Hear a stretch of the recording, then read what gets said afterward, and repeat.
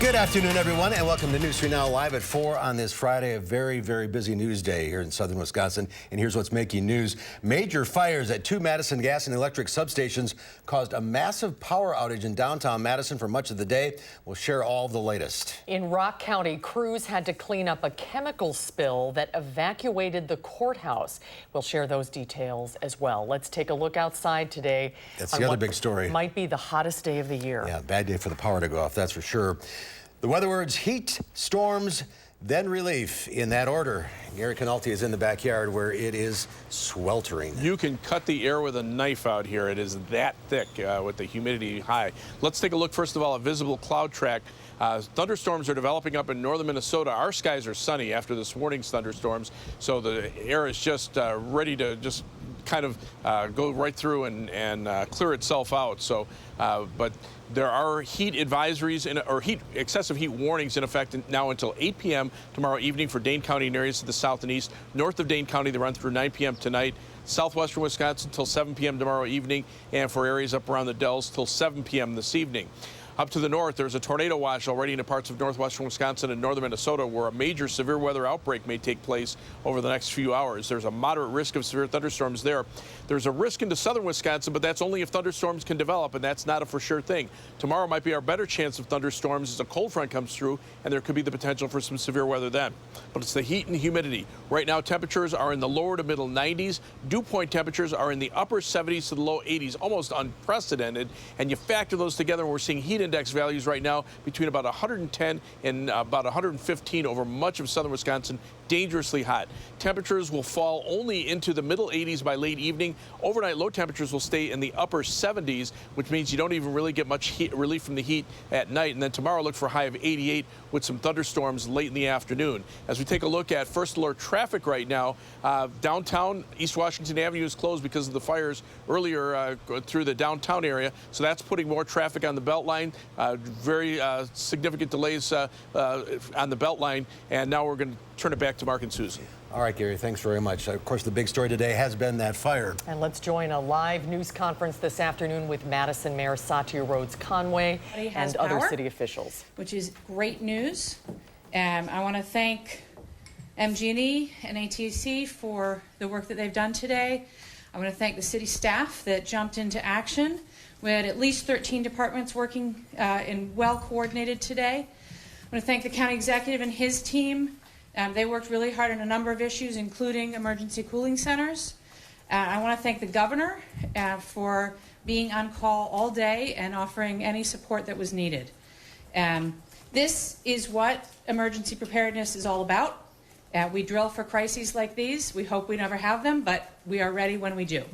I'm going to hand it over to the folks from MG&E and then ATC to say a few words, and then the county executive, and then I'll have a few things at the end. What you guys do.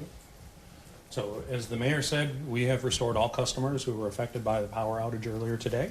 That is good. I do want to take a moment to thank the mayor, city staff, police, fire, county executive, and the governor for their support. We understand the impact that a large-scale power outage has on the community and our community members, and we appreciate their patience in helping work through this with our partner ATC. And so we, at this point, we have restored power to those customers who were affected by it. So. Hi, I'm Paul Rehr with the American Transmission Company. A very similar message with Jeff. I want to thank so much to the city entities, especially the mayor's office, the fire department for their quick response, police department, other public agencies, and also the public for your understanding. Situations like this on especially a hot day are very stressful, and appreciate the patience as you work through the situation. And glad to report that as of now, customers have been responded and fully restored.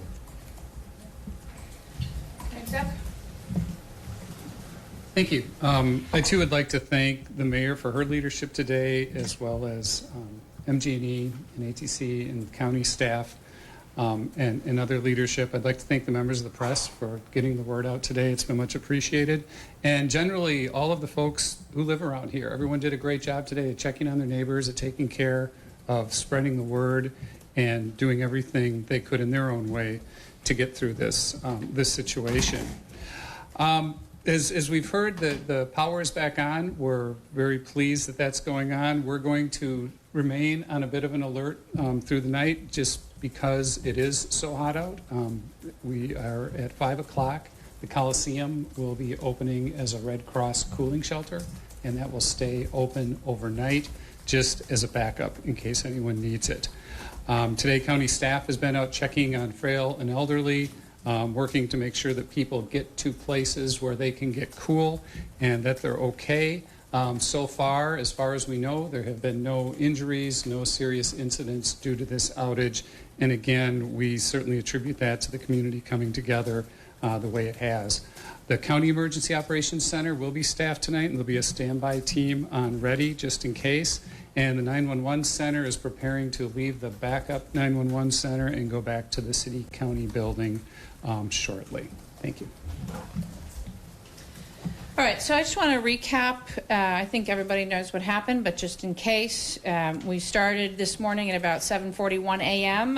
With a call about a commercial explosion. Right, that was the substation explosion at the main plant on East Main. Firefighters were on scene within minutes. They coordinated with MG&E. No one was injured. MG&E had to de-energize their system. Once they did, our crews dealt with that fire in a matter of minutes. Once they did apply both water and firefighting foam to control the fire, put out the main fire. The fire was out by 11:30 a.m. And we have now handed the scene back over to MG&E and to the DNR. The DNR was there to mitigate any potential hazards. Throughout the city, there were a number of facilities that lost power during this situation, but not all of them. And in particular, I want to highlight that the downtown Central Library never lost power, hosted more than 60 visitors from the Beacon Day Shelter. They enjoyed sandwiches and water donated by local businesses. So I want to thank everybody who made that possible and the volunteers that worked on that.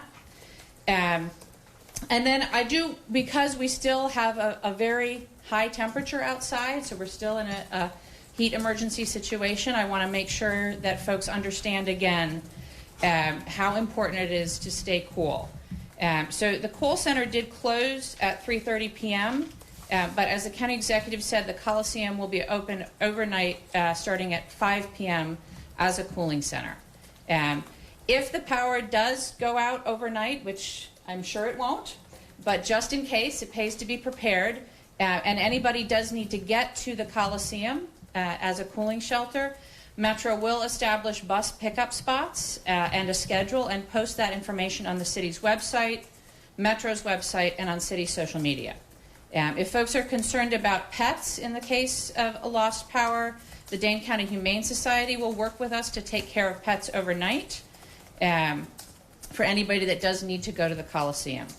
People can drop off their pets until 7 p.m. at the Dane County Humane Society. Now, we did have a number of people who lost power throughout the day, and that means that they may have lost refrigeration.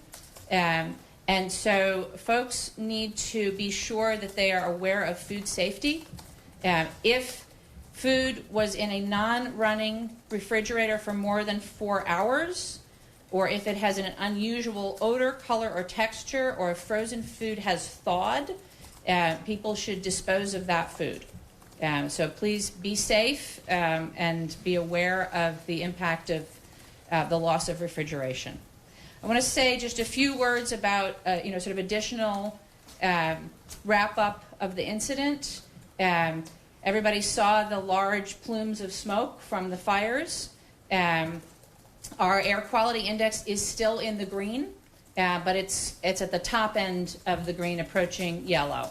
But we think that elevated level is most likely about the weather because the smoke from the fires was very limited in duration and probably hasn't impacted air quality. I also want to talk about water quality. We did need to use firefighting foam on the substation. That foam is often associated with the contaminants known as PFAS. It's unclear whether that foam used actually did contain PFAS, and it is being tested. In the meantime, we took immediate steps to lessen the spread of both water and foam from the fire and the oil, and there is intensive remediation occurring now. So we have two environmental engineering firms on site. They have removed hundreds of gallons of water from the storm sewer in different areas, and they're working with the city engineering and the DNR to do additional testing. And the city proactively installed barriers in our stormwater runoff system to make sure that the runoff from the site did not reach into our surface water systems. We'll also be doing soil testing and possibly remediation, and we'll continue to work between our engineering department, MG&E, ATC, and the DNR to make sure that we're remediating any issues out of this situation. I just want to reemphasize again, it's very warm out there.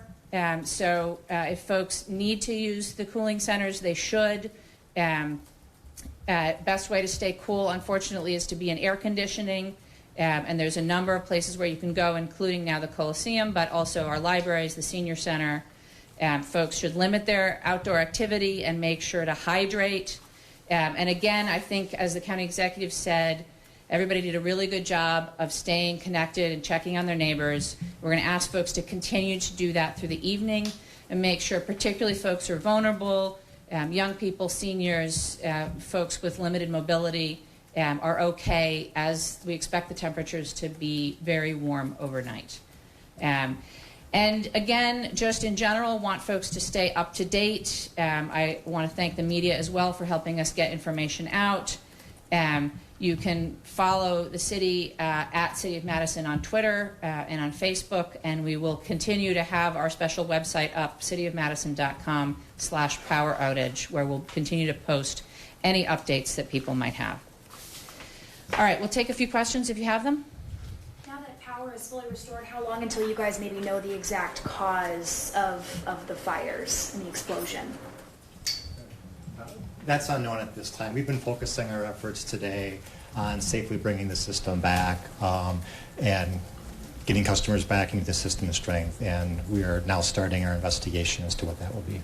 I'm sorry, I know you're with ATC, but do you mind saying your first and last name again? I'm Paul Rare with American Transmission Company. Is there any indication, though, that the heat may have played some kind of factor? No, we have no indication of that whatsoever. In fact, we believe that heat was not an issue. The temperatures this morning at the type of incident were just below 80 degrees, which is very typical for the Madison area. So how can we make sure that this never happens again? We're dealing with mechanical type issues, so it is possible these types of things happen. They are very rare in nature. With any piece of mechanical equipment, they are subject to failures at times. There was a somewhat significant downtown outage about 9 days ago. Did that involve the same equipment? No, this did not have any impact on one or the other. It was different equipment, a different situation, a different outage. Has this ever happened to your equipment before? I know you said it hasn't happened to yours. No, not to my knowledge. Following on the MG&E website about the number of customers without power fluctuated quite widely throughout the day. Was that were people gaining power then losing power again? And could you speak to that process of getting customers back to power? Yeah, so anytime we have a large-scale out. You've been watching the live news conference. Those are officials from the power company and the mayor. Situation is looking pretty good. All power has been restored downtown. And that is remarkable considering this morning 12,000 people were out power at the peak. On the hottest day of the year. And Mayor Satya Rhodes-Conway dealing with her first emergency response as mayor of Madison and thanking the community for everybody stepping up and doing their part, looking out for one another and getting everybody through this. And the power's back, but it's still very dangerously hot out there, and those cooling shelters are there for a good reason, so take advantage of them. Go to the website, cityofmadison.com/power outage for information on them. Everything you need to know. Let's continue our team coverage now with our Jamie Perez. She's been at the scene of the fires all day long. Jamie, what can you tell us? Yeah, well, this is the MG&E location right on South Livingston. It's just across from the Sylvie, and right now they still have a lot of this street blocked off, and they after talking to a police officer, they think that this will be blocked off for the remainder of the night. They don't see it changing. Now, a lot of people who saw the fire that we spoke with saw all this happen, and many of you have actually sent us some pictures and videos, and this is just one example. Now, this was taken by a woman who was woken up by what she thought was thunder, but when she looked outside, she saw the plumes of smoke and those high flames. Now, she, like many people today, went without power at home and at work. She said trying to get out of her own building was actually difficult. There was no light to lead her out, and her car was actually locked in a power-generated garage. So she ended up getting a ride with a coworker, and she's now staying with a coworker on the west side until power can be restored to her apartment, which it may have already been since we last spoke to her. But she said many people have been doing the same thing considering everything that happened today. As the transformers were getting hit with fire, just like the explosions that were happening, it was just a surreal experience. Like, you didn't know exactly what it was. Like, it kind of sounded like a car backfiring, but it definitely sounded more impressive, I guess, for lack of a better term. Now, a lot of people did the right thing today by staying out of the area for the most part. Many now just waiting to go back home and getting the okay for their power to be restored in their homes. You know, a lot of people did the right thing today by staying out of the area as power continued to be restored today. A lot of people say that they still aren't sure if power has been restored. They're just waiting for that confirmation email. But we will join you live here at 5 o'clock to provide some more updates with what witnesses have been going through all day today. Boy, and seeing that video, things could have been so much worse, and we can be so thankful that no one was hurt. Yeah, absolutely. It's amazing. Well, it was quite a day for the power to go out as well with the heat. Our Amy Reed joins us now from the top of State Street with how people are dealing with the heat. Amy? Today said that they are just toughing it out. Businesses all up and down State Street had to be shut down because of that power outage, but they still set up for Maxwell Street days. They said they're used to the heat, but now they can't go inside for an AC break. Madison Water Utility set up a water station for people who came out to this, and the city arranged backup cooling shelters like at the library and the Kohl Center, since many of the planned shelters had to close due to loss of power. This was especially difficult for people at the Beacon, which was almost at full capacity this morning. They know that a lot of people experiencing homelessness depend on their services, but due to the outage, they had to shut down for the day. It's challenging. You know, it's like they are under a lot of pressure and obstacles and barriers to begin with, and they kind of count on us to being here, so it's hard to tell them that we're not open, let alone trying to get them somewhere else when it's been a challenge to have them get here. The Beacon shuttled some to the library, which stayed open as a shelter. They also had some walk to the library or Kohl Center since it was still cool enough this morning. Now, initially, there was some concern that the power outage would continue overnight, but we've seen these lights and the power stay on downtown for quite a few hours now, and we heard from Porchlight and the Salvation Army that they are operating as usual tonight. Eat careful out there. Boy, it's unusual to see State Street so quiet behind Amy, isn't it? It really is. People are staying inside. Yeah. It's good advice. Amy, thank you. Thank you, Amy. Several businesses were forced to close today after the power outage, and that includes the Beacon, the Goodman Community Center, and all non-essential government buildings. We have a complete list on our website, channel3000.com. More local news now. The Rock County Courthouse is closed for the remainder of the day following a hazmat situation. At around 8:30 this morning, a worker mixed a bad combination of chemicals for the air cooling system. A chemical cloud formed and the fire alarm system was activated, prompting an evacuation. There were about 300 people in the building at the time. According to officials, the Rock County hazmat team contained the situation. The worker was taken to the hospital for now for non-life-threatening injuries. The building is expected to reopen on Monday. There's more to come tonight at 4. When we come back, retailer JCPenney is facing some tough financial times. We'll find out what the company is doing to try and stay afloat when we come back.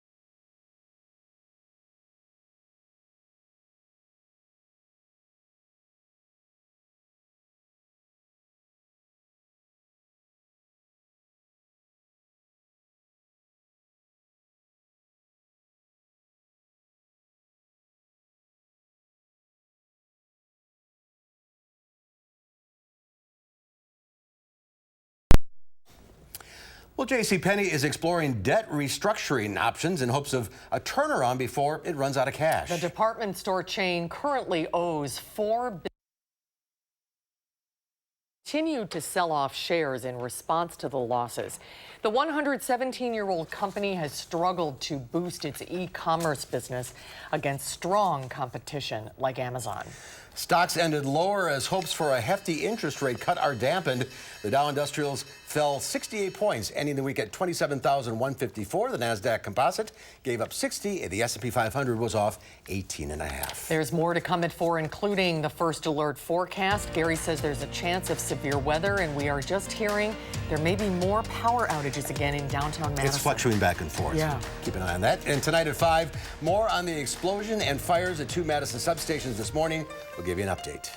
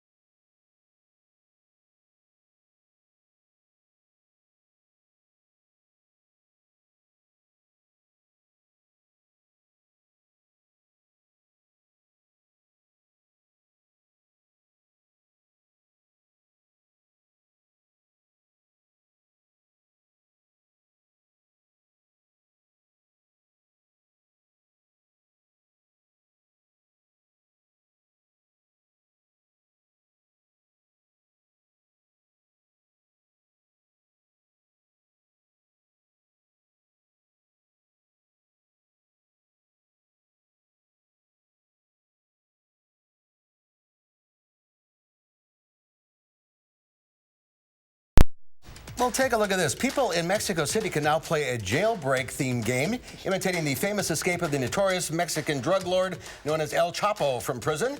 After entering the spooky escape room that recreates El Chapo's cell, the players get handcuffed, and then the challenge begins, trying to solve 14 clues to put together the puzzle that'll set them free. You have 60 minutes. Only about 15% of teams manage to cheat their mock jailers and successfully escape. Have you ever tried an escape room? No. I'd like to try one. I think it would be fun. Well, El Chapo got out of this 2 prisons, right? Right. We can't escape this stifling heat, though, Gary, can we? I was going to say, if you're stuck in there after 60 minutes, they just keep you in there? I guess so, yeah. Yeah, but we've got an escape from the heat. We've got to wait about 24 hours, but once we get some thunderstorms through here tomorrow, I think things will improve. I'll have the full first alert forecast in just a few minutes.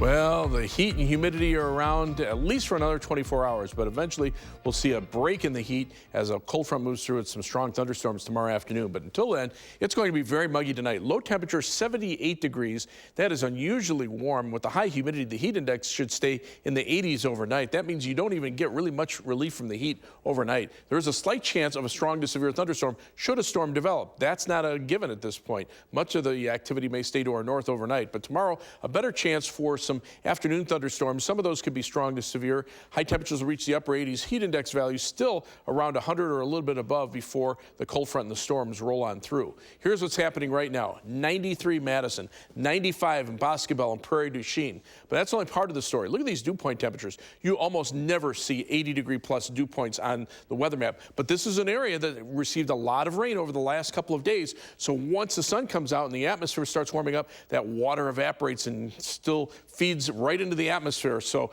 that's why it is just so unbearably humid. And so we're seeing heat index values, in the case of Mineral Point, at 121 degrees. That's assuming that 83-degree dew point is correct. But even so, anything above 110, you're talking about dangerously hot weather, and that covers much of southern Wisconsin. And here's the rain I saw, like I said, over the last 48 hours. Between Madison and La Crosse, this big area where 3 to 5 inches or more of rain has fallen. We've got a couple of reports out of the Baraboo area of about 6 inches, and then also about 2 to 4 inches over southwestern Wisconsin, a little lesser amounts toward Janesville and toward the north and east of Madison.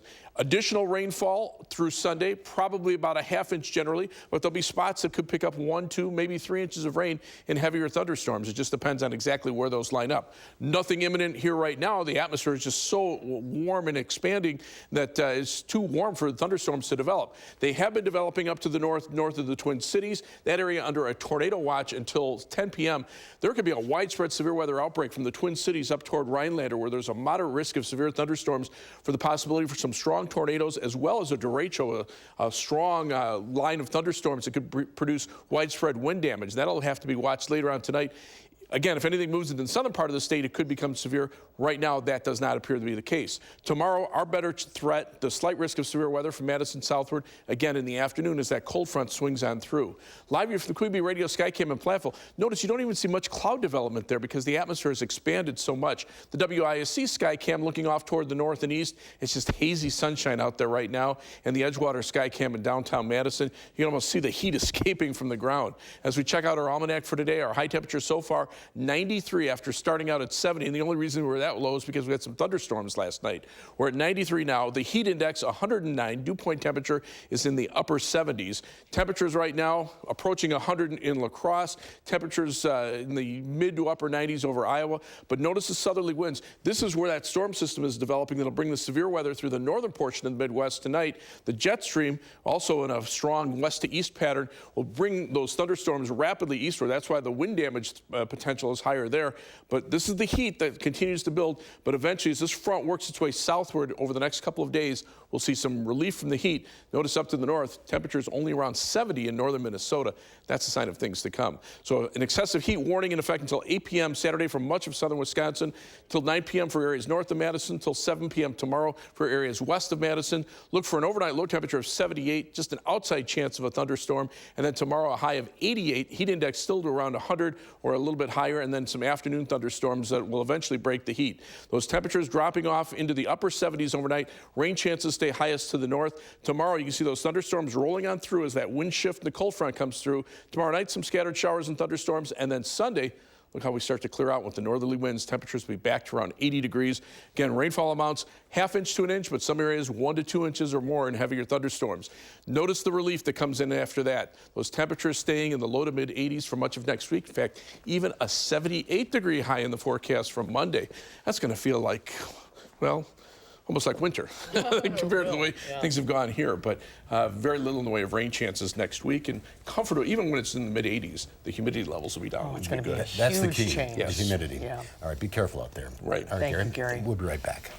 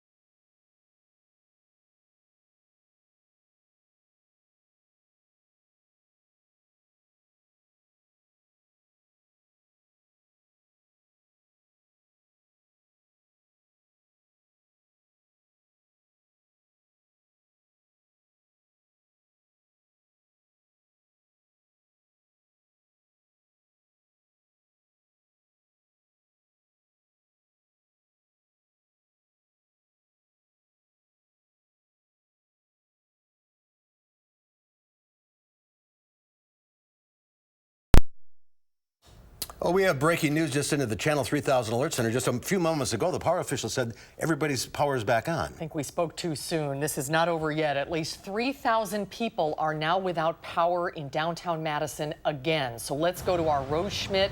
She's live at the Madison Water Utility with the latest. What's going on, Rose? Yes, well, Madison Mayor Satya Rhodes Conway just wrapped up a news conference with us, and she started that news conference by telling us that good news, the power was back on for every MG&E customer. But then during the course of that news conference, we actually looked at the MG&E outage map, and we learned that about 3,000 customers close to the downtown area along the East Washington Avenue area were still without power again. So we are working to learn what caused that outage. We actually asked the MG&E officials during that news conference what could have caused that outage, but they did not know at that time. They weren't aware of it. So we're still working to learn what actually caused that outage at this time.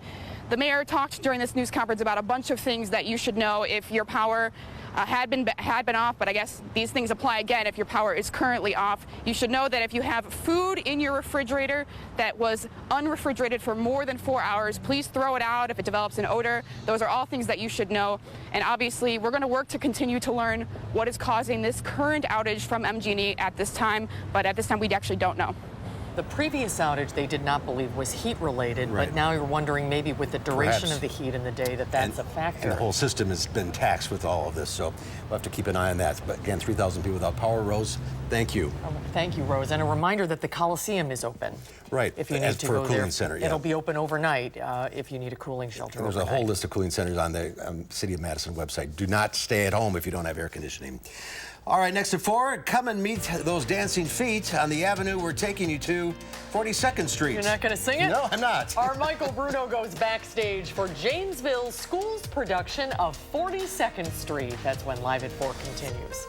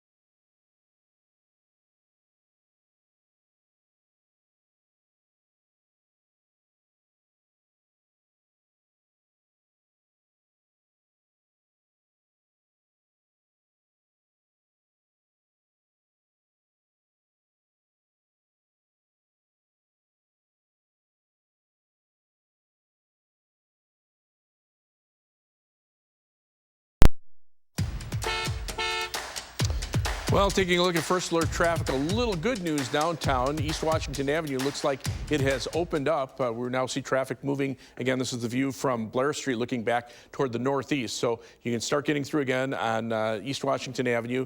Still traffic moving relatively slowly through the Isthmus.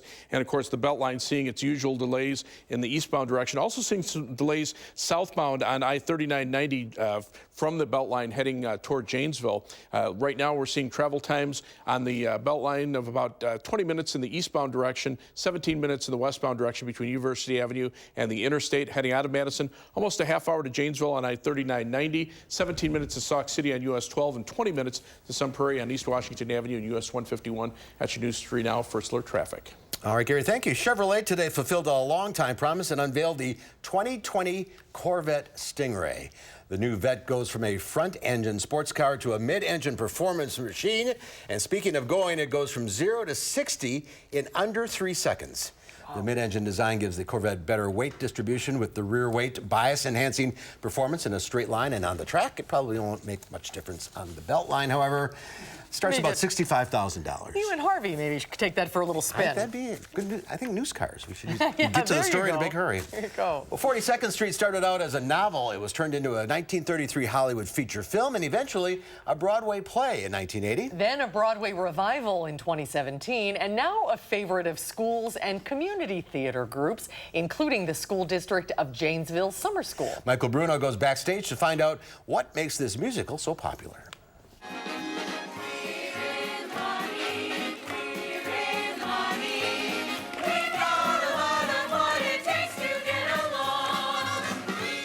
Peggy Sawyer is an aspiring young actress from Allentown, Pennsylvania. She comes to Big Apple and is ready for her first audition, but she can't find the courage to enter the door, and so she misses the call. But through meeting some other people in the cast, she does gain a place in the chorus. Eventually, there's an accident, and Peggy Sawyer needs to take over the leading role from Dorothy Brock, who is a true Broadway diva. 42nd Street is certainly a tap show. Very heavy on the tap numbers, great ensemble numbers. Everyone gets involved. Some showstoppers in there that are sure to make everyone very excited.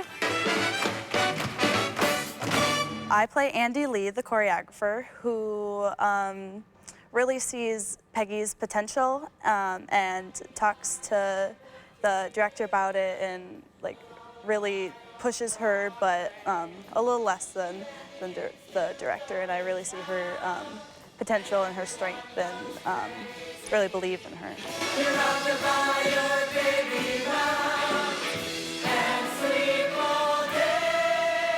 So I play Julian Marsh, and I am the director of the show, and he is a very stern man who gives Peggy a lot to deal with on top of what she already has to do. Good night, baby. Good night, milkman's on his way. So my character is Dorothy Brock. She is a Broadway diva. She has so much experience, years in the making. She ends up having an accident, so you will see a lot of the first act, and then the second act I kind of fade away after that. And I'm kind of a dynamic character, so at first I'm very standoffish, very entitled, and by the end of it she warms her heart up to Peggy and sees her potential and talent. This show required many more hours of dance rehearsal, so we had to be creative in preparing the vocals.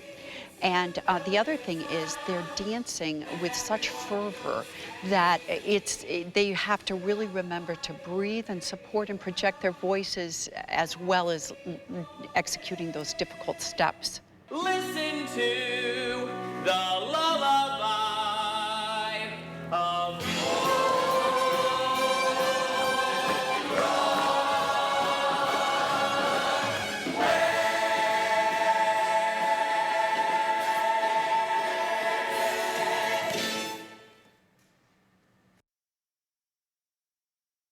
Fantastic. musical. Unbelievable costumes. They do the most unbelievable things at Janesville at Parker's. It's just incredible. And the thing about this one is double cast. So it really is a cast of thousands. They have alternating casts, so all those costumes had to be made for two separate people because one cast has a set of costumes and the other cast has an entire set of other costumes. So it's unbelievable the amount of sequins and feathers and everything. Don't be jealous. I know, I'm very jealous. These are students from a bunch of different schools. Yes, there are 8 different schools that take place over the summer program. And they rehearse these unbelievable musicals and kind of to get them prepared for the next season of shows they're going to do when the school season starts for the the Jerry Awards. The renamed. Yes. No, but that's great experience over the summer. Oh, it's wonderful experience for them. Yeah, it's really, really great. And there are shows this weekend and next weekend, That's right? correct. And the shows and the cast do alternate. So if you go on there, if you go on the website for Parker High School, you'll see which kids are in which cast. You can't beat that show. It's amazing. It's just the tap dance. It's a Michael Stanek extravaganza. And music that you know and love, Yeah, and all it's got those everything. wonderful old show tunes in there. It's really great. Here's the specifics. 42nd Street, July 19th and 20th, 26th and 27th is at 7, and then July 21st and 28th it's at 1 o'clock. Parker High School. Call 608-743-5591 for tickets, or you can get them at the door. Michael, thank you. What's next week? Next week, we have guests in the studio. The Aligning Stars Theater will be doing a little excerpt from their kids' version of Chicago. Oh, great. That should be good. All right, we'll see you then. Okay. Stay cool. Yeah. All right, Thanks, I'll tap my way out. We'll be right back with a final check of the forecast. You wouldn't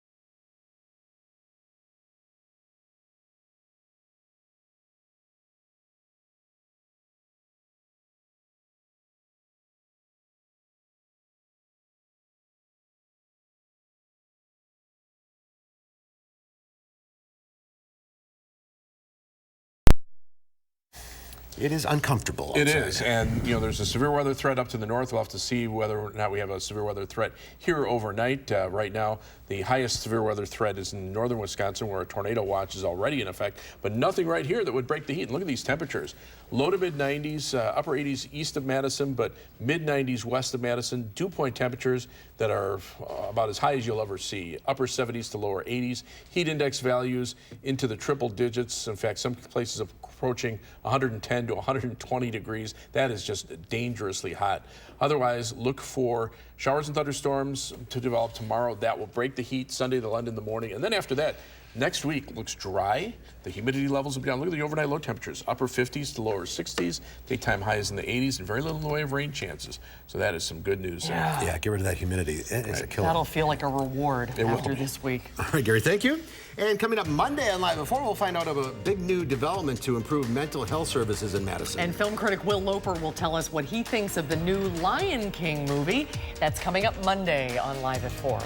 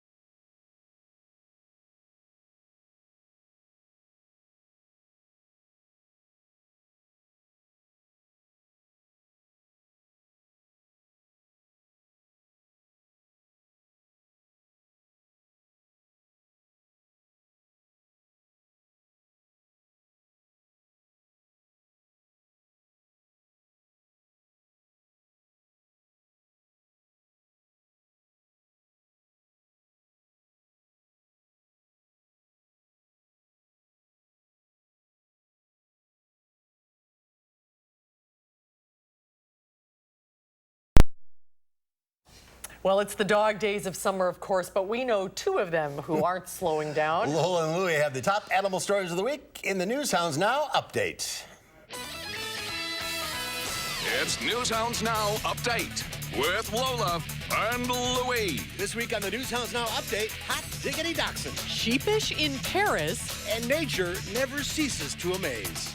But first, a California sea lion pup has made its debut at the Brookfield Zoo outside Chicago.